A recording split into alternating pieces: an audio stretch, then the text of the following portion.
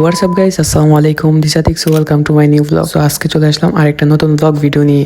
বাংলার নাম শুনলেই ইলিশ মাছের কথা সবার আগে মনে আসে। ইলিশ খাওয়ার সেরা জায়গার নাম যদি বলা হয় তবে নিঃসন্দেহে মাওয়া ঘাট সবার আগে আসে। পদ্মার পাড়ে বসে ভাজা ইলিশের গন্ধ যেন অন্যরকম অনুভূতি দেয়। মাওয়া ঘাটে পৌঁছলে চোখে পড়বে সারি সারি রেস্টুরেন্ট আর হোটেল, চারপাশে নদীর বাতাস, ঢেউয়ের শব্দ আর ইলিশের ঝাঁঝালো গন্ধ মিলে মুহূর্তেই ভ্রমণকারীদের মন মাতিয়ে তোলে। গরম ভাত, ইলিশ ভাজা, ঝোল কিংবা ভুনা যাই খান মনে হবে আসল ইলিশের স্বাদ যেন এখানে। অনেকেই বলে থাকেন পদ্মার ভাজা ইলিশ খাওয়ার আনন্দে একবার যে পেয়েছে সে আবারও ফিরে আসে এই মাওয়া ঘাটে। তাই ভ্রমণ আর খাওয়া দুটো একসাথে উপভোগ করতে হলে এখনই চলে আসুন মাওয়া ঘাটে। তো আমরা চলে গেলাম, দেখতে থাকুন পুরোটা ভিডিও। চলুন শুরু করা যাক মূল ভিডিও। ফেসবুক পেজ থেকে যারা দেখতেছেন পেজটাকে ফলো করবেন, ইউটিউব থেকে যারা দেখতেছেন ইউটিউব চ্যানেলটা সাবস্ক্রাইব করবেন।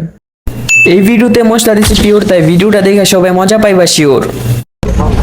আসসালামু আলাইকুম গাইস, তো আমরা আজকে চলে আসছি যে মাওয়া ঘাটে ইলিশ খেতে, মানে তাজা ইলিশ। তো এখন আমরা মানে যে রেস্টুরেন্টে আছি এটা হচ্ছে শখের ইলিশ হোটেল অ্যান্ড রেস্টুরেন্ট, ঠিক আছে।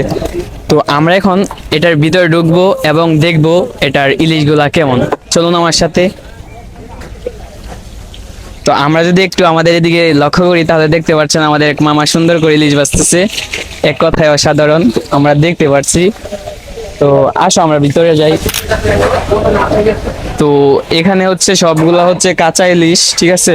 এদিকে যা পাইবেন সব হচ্ছে কাঁচা ইলিশ এটার ভিতরে। তো আমি ওই সময় দেখাইতে পারি নাই, ওই সময় অনেক মানুষ ছিল। তো আসেন আমাদের একটু ভিতরে যাই।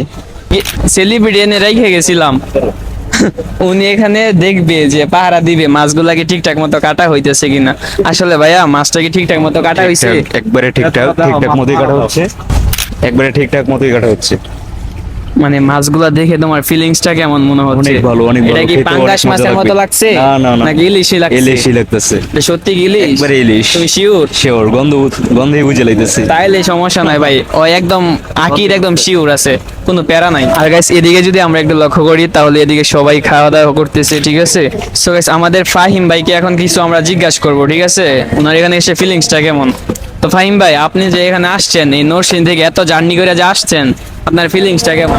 এই কথা আছে কৃষ্ট করলে ফল মিলে। অবশ্যই নরসিংদীতে আসতে হয়তো অনেক কষ্ট, কিন্তু এখানে এসে সব কষ্ট ভুলে গেছে, ঠিক আছে। কেন বলার মতো বাসা পাইতেছে না। এখানে এসে খুবই ভালো লাগতেছে, খুবই চমৎকার সুন্দর পরিবেশ। আর মাছগুলো খুব সুন্দর পরিবেশের সাথে এখানে তৈরি করা হচ্ছে, দেখতে খুব ভালো লাগছে। আমার খেতে ইনশাল্লাহ আরো ভালো লাগবে। আপনারা আসতে পারেন, খেতে পারেন, ঘুরে যেতে পারেন। আসল কথা হচ্ছে এখানের পরিবেশগুলো আমার কাছে খুব ভালো লাগছে, ঠিক আছে। আপনারা সবাই আসবেন মাওয়া ঘাটে, যারাই আসবেন এখানে আসবেন। তো শখের ইলিশ অ্যান্ড রেস্টুরেন্ট।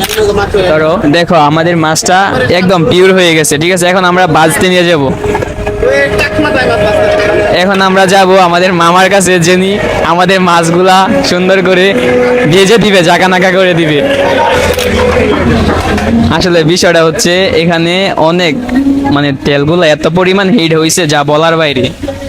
তোমরা যদি একটু লক্ষ্য করো তাহলে দেখতে পারবা। ঘুরাও। আসলে গেছে আমরা দেখতে পারছি মামা খুব সুন্দর করে সুস্বাদু করে এগুলা ভাজা হচ্ছে এখানে। তো আমরা কিছুক্ষণ পরেই খাবো সবাই। আপনার এই ইলিশের দোকানে যে আসছেন, এগুলা কি সত্যি ইলিশ নাকি পাঙ্গাস? না, ইলিশ, সত্যিকারের ইলিশ। সত্যি ইলিশ?